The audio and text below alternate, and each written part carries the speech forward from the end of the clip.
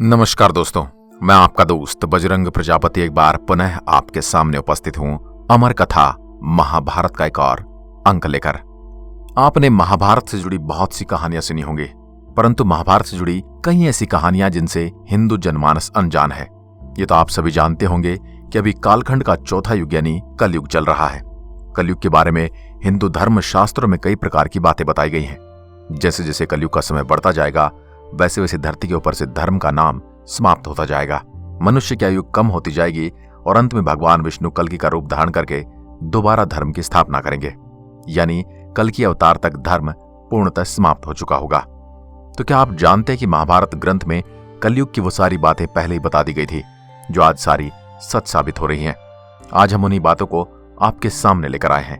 दोस्तों, ज्यादातर लोग कौरव और पांडवों के युद्ध के बारे में जानते हैं, लेकिन इसमें बहुत सी ऐसी बातें बताई गई हैं जिनको अगर मानव अपने जीवन में उतार ले तो उसे जीवन का संपूर्ण ज्ञान मिल सकता है।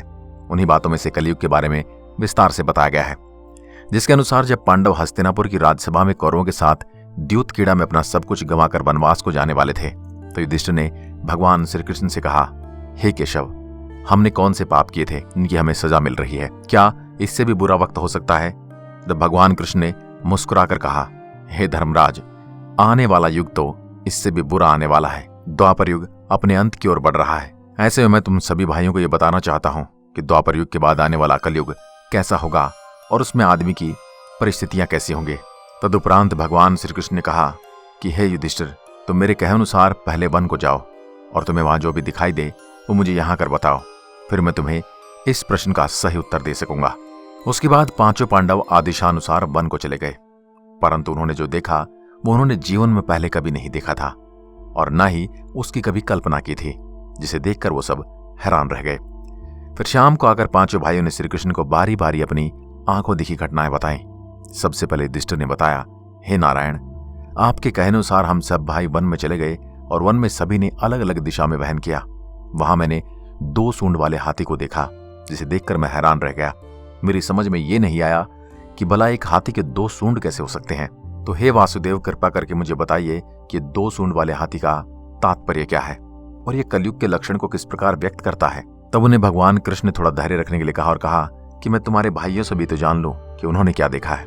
इसके बाद अर्जुन ने श्री कृष्ण से कहा, हे वासुदेव, मैंने एक पक्षी को देखा जिसके पंखों पर वेद की ऋचाएं लिखी थी और वह मरे जानवर का मांस खा रहा था। फिर भीम श्री कृष्ण को कहने लगे कि हे केशव, मैंने देखा कि गाय ने अपने बछड़े को जन्म दिया और वह उस बछड़े को इतना चाट रही है कि बछड़ा लहूलुहान हो गया था। उसके कारण मैं हैरान हो गया, भला कोई माँ भी अपने बच्चे के साथ ऐसा कर सकती है। अब श्री कृष्ण ने सहदेव की ओर देखा तो सहदेव ने बताया कि हे वासुदेव, मैंने देखा कि वन में एक जगह पर कई सारे कुएं हैं। चारों ओर के कुएं में पानी भरा हुआ है और वह उनसे निकल रहा है, लेकिन बीच वाला कुआं, जो कि सबसे गहरा भी है, बिल्कुल खाली है। यह देखकर मुझे बहुत ही आश्चर्य हुआ कि ऐसा कैसे हो सकता है। फिर नकुल ने कहा, हे नारायण, जब मैं वन में घूम रहा था तो मैंने देखा कि एक बहुत बड़ी चट्टान से एक बहुत बड़ा पत्थर लुढ़कता हुआ आ रहा है। यह पत्थर सभी पेड़ पौधों को कुचलता जा रहा है, यहां तक कि यह पत्थर अन्य पत्थरों से भी टकराया, लेकिन वह रुका नहीं। लेकिन आश्चर्य की बात तो ये कि वह बड़ा सा पत्थर फिर एक छोटे से पौधे की सहारे पर रुक गया। इन सब बातों को श्री कृष्ण ने बड़े ध्यान से सुना और मुस्कुराते हुए बोले, हे युधिष्ठिर, सबसे पहले आप सुनिए। हे धर्मराज, जैसा कि आपने बताया कि आपने 2 सूंड वाला हाथी देखा, तो इसका यह अर्थ हुआ कि कलयुग में ऐसे शासक होंगे जो कहेंगे कुछ और करेंगे कुछ और।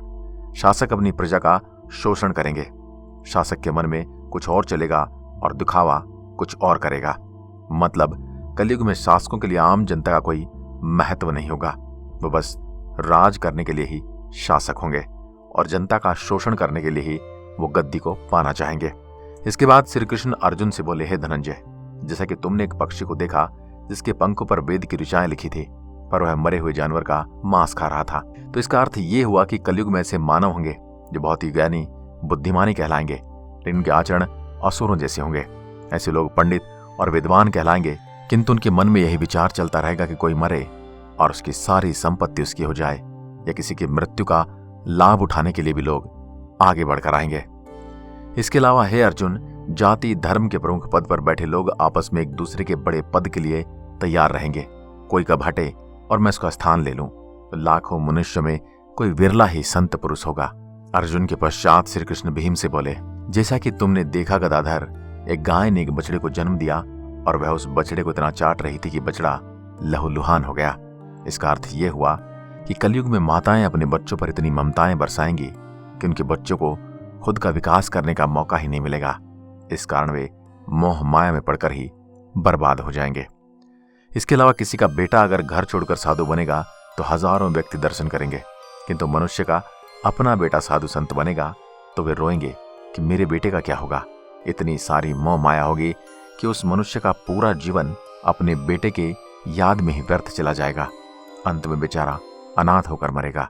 इसके बाद श्री कृष्ण सहदेव से बोले, सहदेव, जैसा कि तुमने बताया कि वन में एक जगह 6-7 कुएं हैं। चारों ओर से कुओं में पानी भरा हुआ है, लेकिन बीच वाला कुआं जो कि सबसे गहरा भी है और खाली भी है।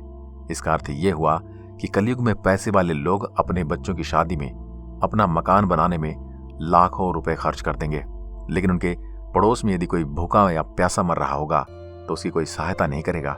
भले उनका पड़ोस में कोई सगा संबंधी हो, लेकिन वो उसे देखते ही रहेंगे। कलयुग में आदमी मांस, शराब आदि में पैसे उड़ा देंगे, किंतु किसी के आंसू पोंछने में उनकी कोई रुचि नहीं होगी।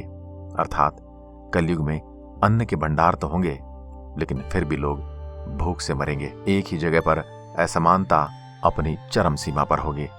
फिर श्री कृष्ण ने नकुल से कहा, हे नकुल, जैसा कि तुमने देखा कि जब वन में घूम रहे थे तो तुमने देखा कि एक बहुत बड़ी चट्टान से एक बहुत बड़ा पत्थर लुढ़कता हुआ आ रहा है। वह पत्थर सभी पेड़ पौधों को कुचलता हुआ जा रहा है, यहाँ तक कि वह पत्थर अन्य पत्थरों से भी टकराया, लेकिन वह रुका नहीं।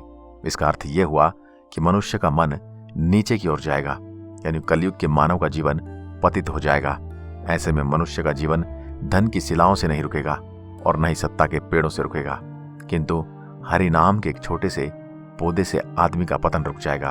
अर्थात कलयुग में जो भी मनुष्य धन की मोह ममता छोड़कर हरि नाम जपेगा उसे कोई कष्ट नहीं होगा और मृत्यु उपरांत परमेश्वर के चरणों में उसे स्थान मिलेगा। जो फल उसे त्रेता युग और द्वापर युग में घोर तपस्या करने से भी नहीं मिलता, वो उसे कलयुग में मात्र भगवान का स्मरण करने से ही मिल जाएगा।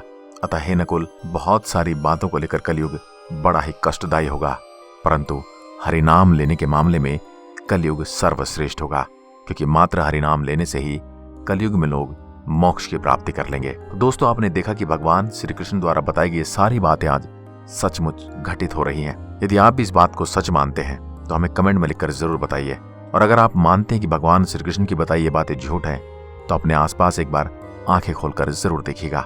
आज की वीडियो में बस इतना ही। जय हिंद, जय भारत।